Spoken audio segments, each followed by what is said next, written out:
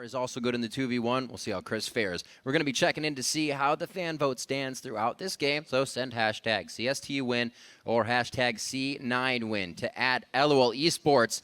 And we are about to start off. Difference of the 80 carries. And just in the laning phase, Lemonation and Sneaky were able to bully Mash and Sheep a bit. Now, though, with Chris delaying them up top, not only did he get summoner spells, he also delayed them. So 3 members lost time on the map. Damage there just from a Seeker's arm guard. Lemonation getting caught up. Sheep's going all in. Going very hard because Chris is coming in from the top. His Gnar is just wearing out, but they're able to take down Lemon. That's first blood now, 12.5 minutes in. They trade back onto Impaler, but the eyes of Cloud9 are still looking for a fight. ManCloud gets popped up, now returns. Here comes the cavalry of Cloud9. Sneaky's able to help pick one up. Balls is actually going to secure that kill.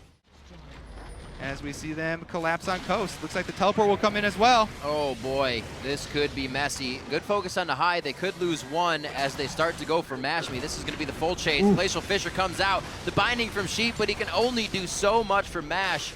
And he goes down, but they will be able to drop high. So the 1-for-1 trade. Yeah, an interesting split right now because Coast are still in between. Cloud9 have them completely encircled. But it was a 1-for-1, and they lost High, who is one of the strongest members of Cloud9 right now. That's the thing, though. Coast doesn't care if they're encircled. They will fight one side of that. Right now, going in, the Soul Shackle on Meteos. He's going to go down as well. Chris is about to Mega Gnar. Cloud9 cannot take the rest of this fight. He's going to fly over the wall. Sneaky gets hit. So much gold that Cloud9 will have an easy time taking this. So, number 3 is stopped. Cloud9 and Coast backs up, but they are grabbing Cloud9's attention, and pretty much all they want right now. Chris, remember, now starting the fight, half HP, and that's what he's going to have from Gnar form on.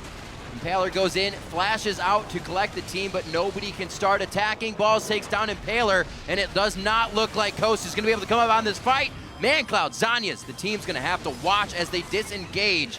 And Cloud9 finally finds a fight to gain some more ground in the game. Yeah, they don't have to continue with this.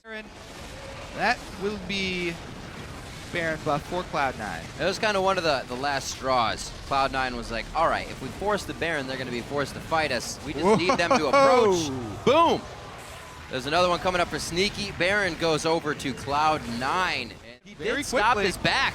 Cloud9 actually saw that as well, and they are going to go flying in. It's not going to be Mash Me appropriate or in range for this fight. They are just completely demolishing Coast inside their base. Chris now in the eyes of the team. He gnars out as Mash approaches. Hey! Is it going to be enough? Lemonation gets the summoner heal from Sneaky to save his life. And Cloud9 keeps everybody as they almost ace Coast inside the base. They're looking for the Nexus turrets. Yep.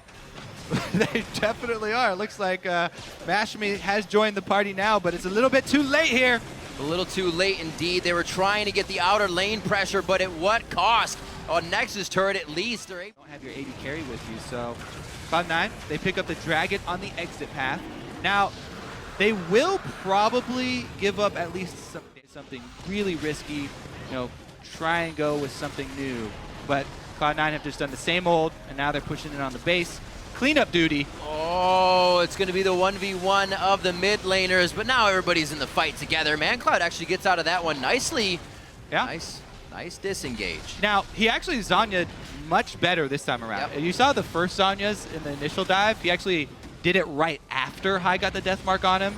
So as soon as the Zhonya stasis wore off, the death mark still popped, and he still got the damage.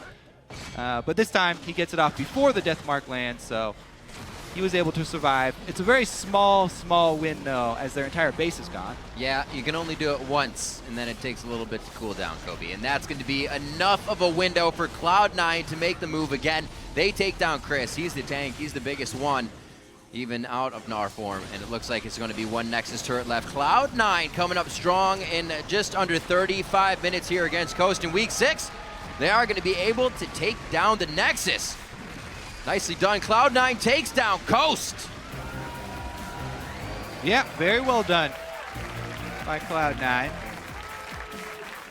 Slow and steady. Not even that slow, actually, just steady.